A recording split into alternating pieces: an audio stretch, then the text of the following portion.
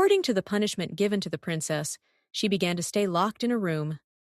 That room was in a quiet part of the palace, where very few people came and went. The walls of the room were high, and beautiful yet strong iron grills were fitted on the window. Every day she would go to the window and look out towards the garden, that very garden where she once dreamed of spending time with her father. The garden was filled with colorful flowers. The winds would blow gently, and the fragrance of the flowers would reach the room. But even in that beautiful scene, Shivangi felt no joy.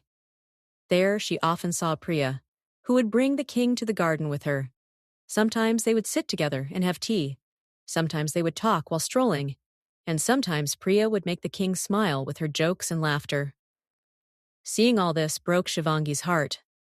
Tears would come to her eyes countless times, but she would not let them flow. She felt sad that her own father had never spent time with her like that. She had waited for a single affectionate word from him since childhood. But that wait never ended. One day, when she was standing by the window looking outside as usual, she saw Priya pulling the king's hand and dragging him towards the garden. From a distance, it was clear that the king was unwilling to come, but Priya was insisting repeatedly. Finally, bending to his daughter's insistence, the king came to the garden with her. After a while, they both sat in a small pavilion among the flowers. Suddenly, the king's gaze lifted. His eyes stopped directly at the window where Shivangi was standing. Their eyes met for a moment. Shivangi's heart began to race. For a moment, she felt that maybe this time her father would call her. Maybe this time he would talk to her. But in the next moment, Shivangi lowered her head and immediately moved away from the window. She turned and went back inside the room. On the other hand, the king continued to look at that window for a while. An unfamiliar expression appeared on his face and then vanished. But then Priya said something. Hearing her voice, the king averted his gaze and moved forward with her. Shivangi, standing on the other side of the window, saw all this. A faint smile appeared on her lips, and in the next moment, that smile turned into pain. Time passed. Days turned into months, and months into years. The distance between the king and Shivangi continued to grow. Still, Princess Shivangi did not give up hope of receiving her father's love. She kept trying in every possible way. Sometimes she would prepare a gift. Sometimes she would achieve some accomplishment. Sometimes she would try to attract his attention by winning a competition. But every time, something would happen that rendered all her efforts useless. And often, Priya was behind all of it. Priya cleverly turned every situation in her favor. She kept trying to increase the distance between the king and Shivangi even more. Gradually, this distance grew so much that only formal relations remained between them. Time continued to move forward. Before anyone realized, Princess Shivangi turned 18. Now she had become an extremely beautiful and attractive young woman. Her long, shining white hair sparkled like moonlight. Her blue, deep eyes seemed like an endless ocean. Her attractive figure, confident personality, and divine aura made her even more unique. When she walked through the palace corridors, countless people would involuntarily look at her. But her beauty was not just external. She had mastered every field: sword fighting, warfare, politics, administration, music, dance, and spiritual practice. Her name was taken with respect in every area. Her spiritual power had also reached a high level. Many experienced practitioners of the state were astonished by her talent. But despite all these achievements, every attempt to gain her father's affection remained unsuccessful. She had developed a habit of keeping herself busy all the time. She knew that if she sat idle, her mind would again go towards that void which no achievement could ever fill, the void of her father's love. And this void still resided in the deepest corner of her heart.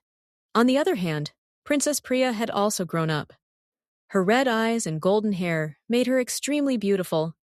Many people in the palace never tired of praising her beauty. Her sweet voice and gentle demeanor had also won people's hearts. But there was one truth that Priya could never accept herself. Princess Shivangi was far more beautiful than her. While Priya's beauty was attractive, Shivangi's beauty seemed divine. Just her presence would draw people's attention towards her. This fact burned Priya from within. Every time people praised Shivangi, the fire of jealousy flared up in Priya's mind. Over time, this jealousy turned into hatred, and hatred gradually became a dangerous obsession. Priya no longer wanted to just humiliate Shivangi. She wanted to completely ruin her, to take away her respect, her place, her future, to take everything from her. With this thought, she devised a deep and dangerous conspiracy, a conspiracy that could shake the very foundation of the entire kingdom. For several months, she secretly worked on her plan. She got some greedy people on her side. Some were given money, some were tempted with positions and prestige, and some were kept under control through fear. Slowly, the web was prepared. Then one day, suddenly, chaos erupted throughout the palace. The news spread that Princess Shivangi was accused of treason. Not only that, she was also accused of plotting to murder the king. The entire state was stunned upon hearing this news. No one could believe that the kingdom's most capable princess could do such a thing.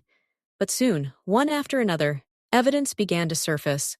Some secret letters, some witnesses, some mysterious documents, and every piece of evidence pointed directly at Shivangi. She was presented in the royal court. All the ministers, generals, and high officials were present. Shivangi stood quietly the entire time. She could not understand where all this evidence against her was coming from. She tried to defend herself, but every time some new evidence was presented against her. Gradually, the situation became such that no one was left to listen to her. Ultimately, she was arrested. Even as the soldiers were taking her away, her eyes were searching for only one person, the king. She hoped that her father would believe in her. But the king stood with a serious face. It was impossible to read the emotions in his eyes. Shortly after, Princess Shivangi was sent to jail. The kingdom's most powerful princess was now imprisoned in a dark cell. Days passed. The king had the matter thoroughly investigated. He appointed several independent inquiry teams. Every possibility was examined. But surprisingly, every inquiry yielded the same result. All evidence was found against Shivangi. It seemed as if someone had meticulously woven the entire web. But no one could see that web. A gathering was called in the court for the final decision. The ministers suggested that Shivangi's spiritual powers and martial skills be destroyed. Their argument was that if she rebelled in the future, it could cause great harm to the state. Hearing this, silence fell over the assembly. Taking away someone's powers was considered almost equivalent to taking away their soul. The king did not agree with this decision. For the first time, a clear struggle appeared in his eyes. But the laws of the state applied equally to everyone, even to the royal family. Ultimately, he had to accept this harsh decision. On the day the process of stripping Shivangi of her powers began, the entire state came to witness the event. A vast spiritual circle was created. Dozens of practitioners were present there. Shivangi was made to stand at its center. Her hands were bound in chains, but there was no fear on her face, only deep pain. As the process progressed, she felt as if every part of her body was breaking. Her spiritual power began to slowly separate from her. Years of hard work, countless sacrifices, all her practice, everything was being snatched away before her eyes. Finally, the process ended. Now she could never use her powers again. Her greatest identity had been taken from her. But her pain did not end there. A few days later, the final verdict was announced. Due to false charges and the conspiracy to murder the king, Princess Shivangi was sentenced to death. This news spread like wildfire throughout the state. On the day of the execution, thousands of people gathered. The vast ground was filled with people. Shivangi was brought to the stage. Her hands were bound. Her powers were gone. Her respect had been stripped away. Her future was over. But her eyes still held the same question. Why? She caught a glimpse of her father among the crowd. The king was seated on his throne. His face was stern. Tears welled up in Shivangi's eyes. Until the last moment, she hoped that her father would save her. But that did not happen. Moments later, the executioner stepped forward. He raised his sword. And in the next moment, everything ended. Princess Shivangi's head was severed from her body. Her world plunged into darkness. But was everything really over? No. Because in the next moment, she felt as if someone was calling her from the depths of darkness. And then, her eyes suddenly opened. She sat up quickly. Her breaths were rapid. Her entire body was drenched in sweat. The same scene kept replaying in front of her. The jail, the court, false accusations, death sentence, and her father's silent eyes. All of this was repeated before her eyes like a terrible nightmare. But this was not a dream. These were her own memories. Memories of her past life. Memories of her rebirth. Princess Shivangi tried to smile, but there were tears in her eyes. This time the tears were not of pain, but of that truth, which she could never forget. At that moment, she saw that the door of her room was slowly opening. She quickly wiped her tears and sat up on the bed. The door opened, and a familiar face appeared inside. As soon as she saw her, Shivangi's breath seemed to stop. It was Nani, the most trusted and closest maid of goddess Saraswati, the same woman who had raised her like her own daughter since childhood, the same woman whose death had broken her deeply in her past life. But today, she stood alive before her. Seeing Nani, Shivangi became emotional. For a few moments, she just kept looking at her. It seemed as if they couldn't believe that this was true. Countless memories from the past life began to swirl before their eyes. They remembered how Nani had cradled them in her arms during childhood, how she had wiped their tears every time, how even when the entire palace had distanced itself from them, Nani had always stood by their side. They also remembered that in the past life, Nani had died in an accident. That day, Shivangi had cried for many days. They had lost one of the most beloved people in their life. But today, after so many years, she was standing before them again, alive, safe, smiling. Shivangi's eyes filled with tears. Her lips trembled, and very softly the name slipped from her mouth. Nani. There was so much affection and emotion in her voice that Nani was taken aback for a moment. She smiled and said, "Princess?" Then she slowly moved towards her. "You woke up very early today," she said with a laugh. "Come, let me get you ready. You have to go wish the Maharaj good morning, right?" As soon as Shivangi heard this, it felt as if an old wound in her heart had reopened. She remembered that in the past life, every morning had started just like this, every day, with a new hope, and every day ended with a new disappointment. But this time, something was different. This time, she remembered everything, every pain of her life, every betrayal, every humiliation, and every moment leading up to her death. Suddenly, Shivangi got up from the bed and hugged Nani tightly. Nani was completely taken aback. For a few moments, she didn't understand what had happened, but then she too lovingly embraced Shivangi. Gently stroking her back, she said, "What happened, princess? Is everything all right?" Shivangi said nothing. She just closed her eyes and felt that moment. It felt as if she had found her lost family again. After a while, Nani gently asked, "Did you have a bad dream?" Shivangi nodded slightly in agreement. Technically, it wasn't a dream, but she couldn't tell anyone that just yet. Nani lovingly ran her fingers through her hair. "It's okay, princess. Everything is fine now. I am right here." Hearing this, Shivangi's eyes filled with tears again. Even when everyone had distanced themselves from her in the past life, Nani had been with her. And in this life, she didn't want to lose her again.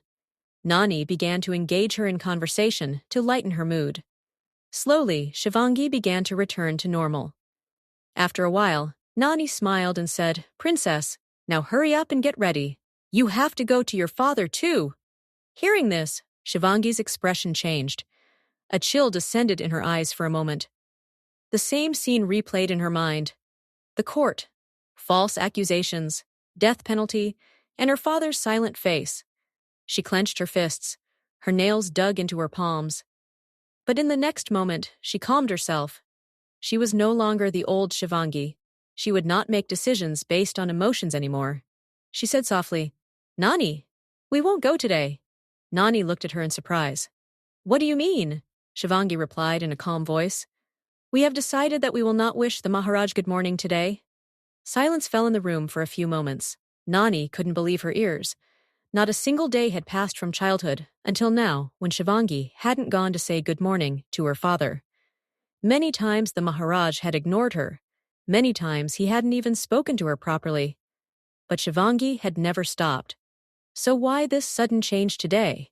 Many questions began to arise in Nani's mind. But before she could ask anything, Shivangi smiled. This time her smile was different from before, calm, mature, and mysterious. She said, Nani, can we have breakfast together today? Hearing this, Nani's eyes lit up. Joy immediately spread across her face. Absolutely, she said excitedly. Is that even a question? First, you quickly get ready, then we will have breakfast together. Shivangi nodded with a slight smile. Nani went out of the room, and Shivangi slowly stood by the window.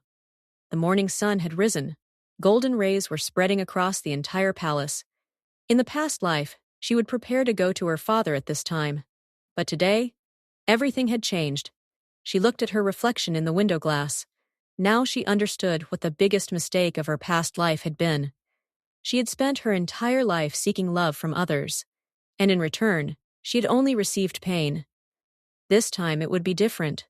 This time she would not change herself to gain anyone's love, nor would she chase after anyone, and she would not fall prey to anyone's schemes. She clenched her fists. A determined spark shone in her blue eyes. This time she would uncover the truth. She would find out who had conspired against her, who had prepared the false evidence, and why her own father had not believed in her. This time she would not be weak.